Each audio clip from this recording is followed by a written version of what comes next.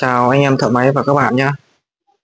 Hôm nay lại vấn đề về cái dòng UAA 110 đời mới đây các bạn. Xe này thì cũng mua lâu rồi. Đang có cái vấn đề là đi bị lắc bị liệng. Mời các bạn chú ý theo dõi xem tôi chia sẻ với các bạn lý do tại sao chiếc xe này đi bị liệng, bị lắc các bạn nhé. Thì đây các bạn nhé. Xe nó đi bị lắc bị liệng, tôi tháo ra này tôi kiểm tra. Đây các bạn nhìn cái cổ phốt này nhé. Đấy. Các bạn nhìn lại này. Đây lắc sang bên trái này. Trả lại này. Đấy, đây là lắc sang bên phải nhé.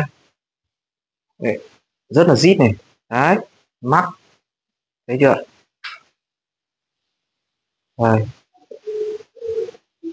Đấy, các bạn nhìn thấy chưa? Là khi mà tôi đã tháo hết ra như thế này rồi mà tôi nắp tay không nhé, rất là khó chịu ở cái cổ này. Đây, kiểu như là bị vỡ cái gì đó. Đấy, các bạn nhìn nhá. Và chúng tôi đã kiểm tra cái hai giảm sóc này rồi, ghi đông lượng kiểm tra này, hai giảm sóc này lượng kiểm tra là không bị cong, không bị cong, xe không bị va chạm, nhưng mà đi rất là lắc là liệm nhé. Là nó ở cái cổ phốt này các bạn nhé, trên dưới này là nó bị lắc. Sau đây tôi sẽ tháo ra tôi xử lý các bạn nhé, xử lý để cho cái xe này đi êm luôn, không bao giờ lắc liệm nữa các bạn nhé. Đi lúc nào cũng cảm giác như mất lái. Quay gần quá, kệ anh không sao, quay đi.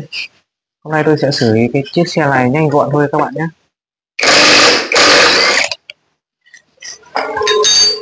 Đó là cái bát phốt này nó bị hỏng, cho nên là đi như là mất lái luôn, đi không đi được, đi rất khó đi, khó chịu.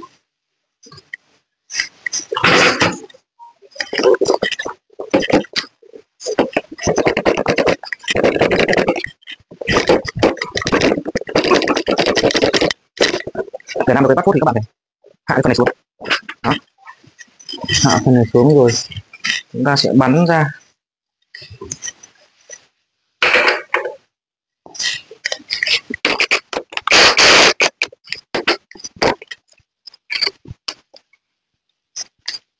Các bạn chú ý nhá, xe bị lắc bị liệm có nhiều vấn đề.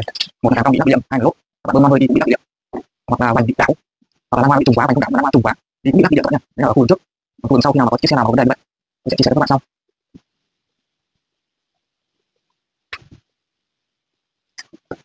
Đây đây các bạn nhìn nhá, cái của dòng Honda mà chưa sửa chữa bao giờ là về cái phần bi này, nó là bi rời các bạn. Giống bi rời này rất là hay hỏng mà không được bền. Đây, bi rời hay hỏng mà lại không được bền các bạn nhé.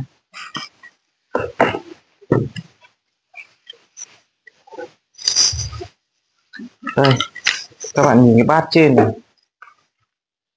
đấy bi rời các bạn nhé. Đây bi rời đây. Này tôi sẽ bỏ hết bi này đi và tôi sẽ thay một bằng bi vòng các bạn nhé. Bi vòng đảm bảo với các bạn luôn là cực kỳ bền luôn và bảo hành luôn các bạn nhé.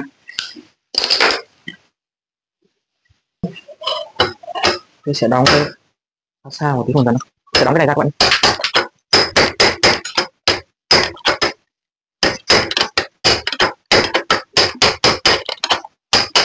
Đây là một bát dưới này, tiếp theo đó là đóng bát trên ra.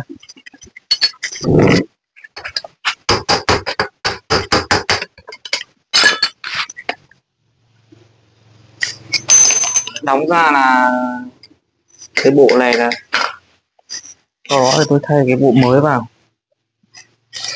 Đây bộ mới đây các bạn nhé. Của dòng Zinway này thì nó là bát phổ thông thôi, bát phốt phổ thông, nhưng mà nó hơi khác một chút các bạn nhé.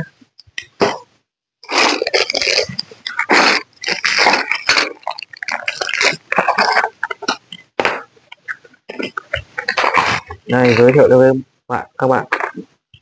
Đây cái loại này nó là bi liền, nó có vòng thôi nhé. Nó liền cái vòng này. Khi mà chúng ta tháo ra tháo vào, chúng ta bảo dưỡng thì không bao giờ sợ rơi bi lung tung. Đây nữa, nó có bát trên và bát dưới đây các bạn nhé. Đây, bi liền hết các bạn nhé.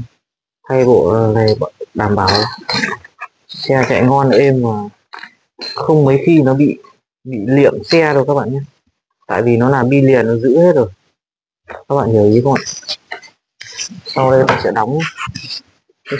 phải đóng cái này ra các bạn nhé, đóng bát dưới này ra trước.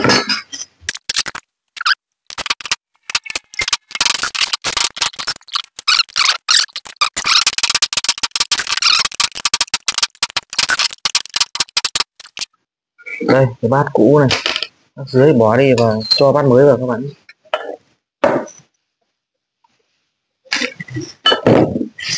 Chúng ta cho thêm tí mỡ vào cho dễ làm các bạn nhé.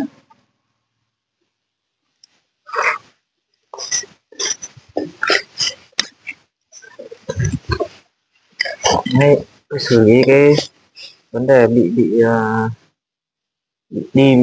mất lái, bị liệng các bạn nhé. Mà trên chiếc xe Way xâm về này là nó ở cái bộ bát phốt này, bát phốt này là nó bị đóng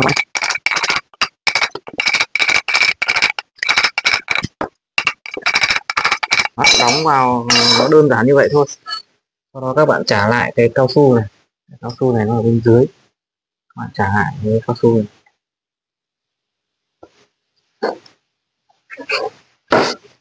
Tiếp theo đó là các bạn bôi mỡ vào đây nhé, các bạn đừng quên là cái mỡ này nhé, các bạn không bôi mỡ coi như là nó vào đi được 2 hôm hỏng luôn. Đây, bôi mỡ vào đây.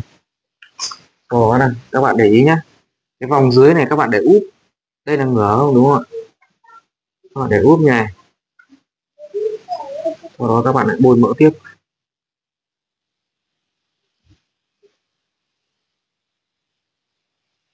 Rồi, một thứ này là ok, để đây trước các bạn nhé. Tiếp theo đó là chúng tôi sẽ đóng hai cái bát này vào đây các bạn nhé. Tôi sẽ đóng cái bát dưới này trước, bát dưới này đóng ở đây các bạn nhé.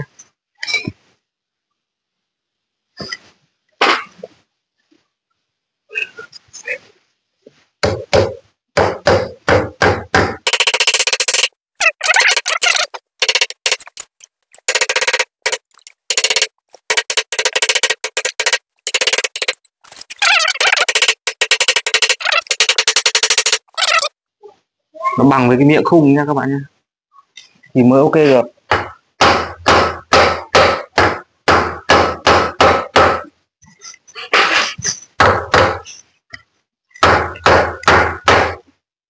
Đó, tiếp theo là các bạn đóng bát trên, nào quay lên trên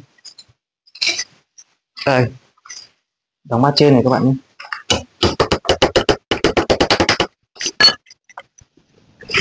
Đặt đấy, đặt úp, ta có thể đấy, các bạn nhìn xem. Đấy, nó bằng gần như là bằng miệng, và các bạn căn căn cái khu vực miệng nó chỉ hơi xuống một chút so với miệng khung thôi nhé, là ok.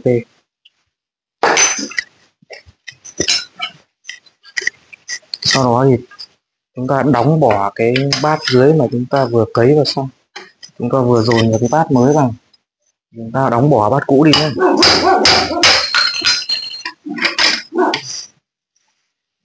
Đó, như vậy là ok rồi.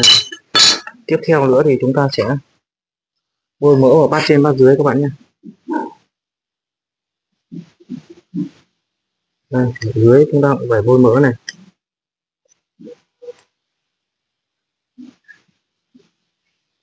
Và trên nha các bạn nhé.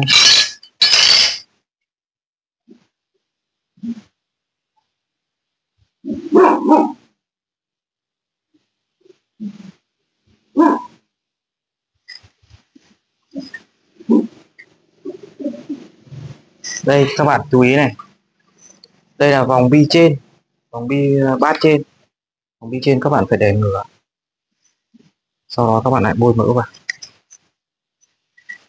Tí nữa lắp xong tôi thử cho các bạn xem luôn các bạn nhé, thử cổ phốt luôn như thế nào là ok các bạn nhé. Đó, rồi sau đó thì bây giờ mới lắp cái này vào, chuẩn bị hoàn chỉnh rồi các bạn nhé. Thay bát phốt nó cũng rất nhanh thôi, xử lý như vậy này, nó đơn giản. Rồi,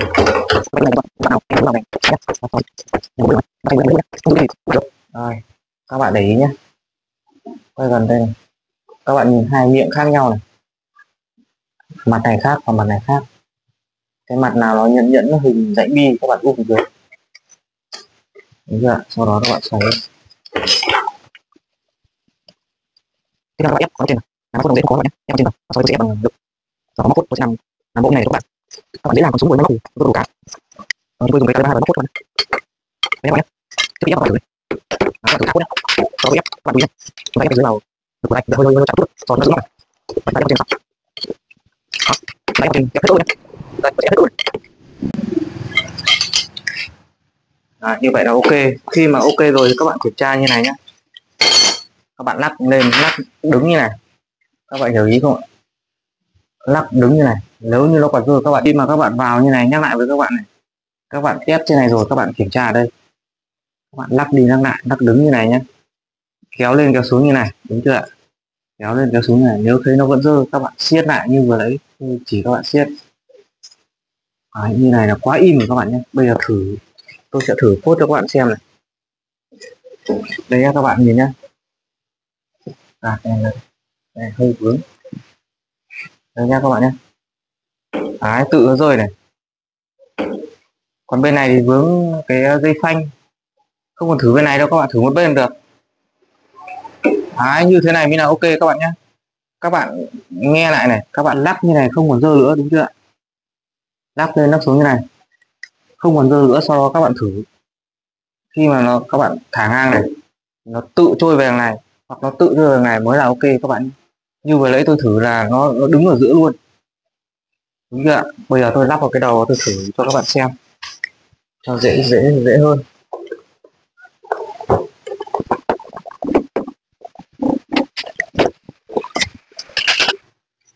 Khi mà chúng tôi vào phốt xong, tôi thử cho các bạn xem này. Đây, đưa đi đưa lại rất nhẹ nhàng. Đấy, các bạn nhìn thấy chưa? Không có một tí gợn nào nhá, tôi đưa rất nhẹ nhàng này nhá. Thấy chưa? Đấy.